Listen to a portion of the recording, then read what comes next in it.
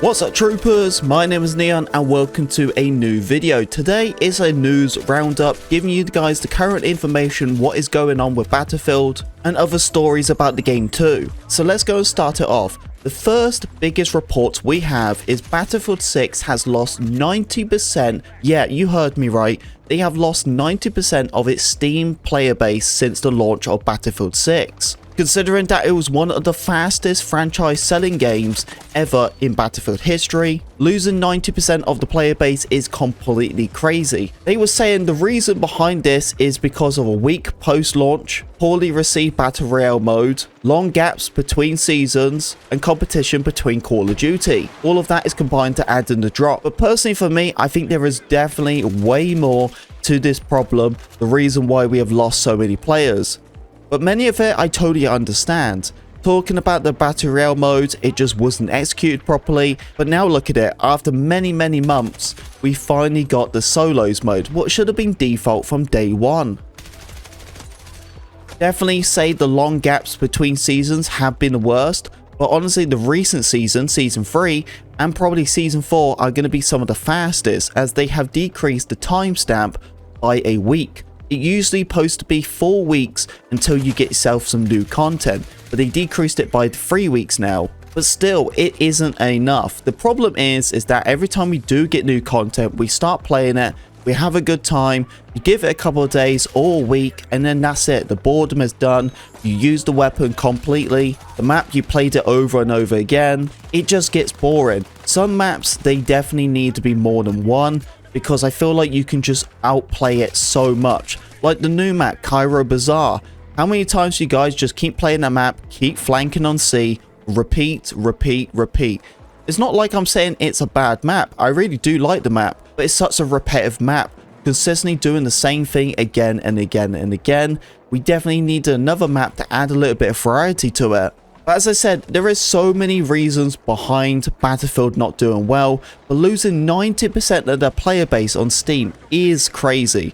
And that is a really sad thing, because what happened at the start of Battlefield could have been one of the best games ever. And just like how it always is, they always poorly execute it at launch. I really hope we do get a better Battlefield in the future when it's good at the start. This happens way too much, and honestly I'm just used to it. Every single time a game comes out, it only gets better down the line, and I feel like this is the same thing with BF6. By the time it gets better, the next one is going to be coming out, and it's always been like that. I just wish it would be good from the start. The last game I ever played what was really good at the start was Battlefield 1, but it still had a problem, and everyone's aware of it, especially if you did play it. And the problem was with Battlefield 1 was the content. It took so long for content. It was an amazing, polished game. It was overall a fantastic Battlefield out of all of them. But it took nearly 6 months to just get the first DLC. The first DLC, that's how long it took, was 6 months to get it. That's ridiculous. By the time that happened, a bunch of people were just not playing the game anymore. It always keeps happening. They get the opportunity and they completely fumble it. And it makes no sense. They're a AAA studio. They should be the kings at this. Yet they are the kings of losing the player base. In some other news, Battlefield is getting a new funding when it comes to Portal. The funding site is called God. And they are an open source engine when it comes to providing the Battlefield portal. Well, if you guys are not aware, on the Portal side, they released a Metro map. It's a remake in the Portal version, and many of you guys probably have played it. But recently, they added it once again, giving that map a reskin, giving it some shading, and giving it some better lighting and details overall. This was the first implement of this and adding it to the public. But with this funding, this is what Portal is going to be like, giving Portal a bit more of a realistic aspect of the maps and just better overall experience. And that is something what definitely needs to happen. Every time you jump in the Portal, it looks like just a Roblox map, doesn't it? It looks extremely plain, and it really just doesn't seem eye appealing to play. If you're playing the Battle Royale or the normal multiplayer, you look at that and go, what is that? That doesn't look good at all. This funding is only going to be increased up to 36,000 a year, well, I personally don't feel like that's really anything at all. That just sounds like a low income standard of a yearly wage from one person. So I don't really feel like $36,000 a year is going to really make a big difference. But I am excited to see this, as it hopefully will bring Portal into a better situation where it can look good. So make sure to keep an eye on the Portal side and try out some of them new maps. I will let you know which ones are going to be coming out and have that better overall detail. But just look in the Portal right now, you can play the Metro map and you will see a bit of a difference. Some catch up on the Path 3 of Season 3. It will be June the 30th. And this is some of the important stuff you need to know. What's going to be happening is the casual battle royale. Everyone has been talking about the casual mode. Many people don't agree with it, but there's a lot of people who do agree with it. When I spoke about this, there was a lot of people in my comment section talking about they actually play casual mode. And there's nothing wrong with it. It really isn't.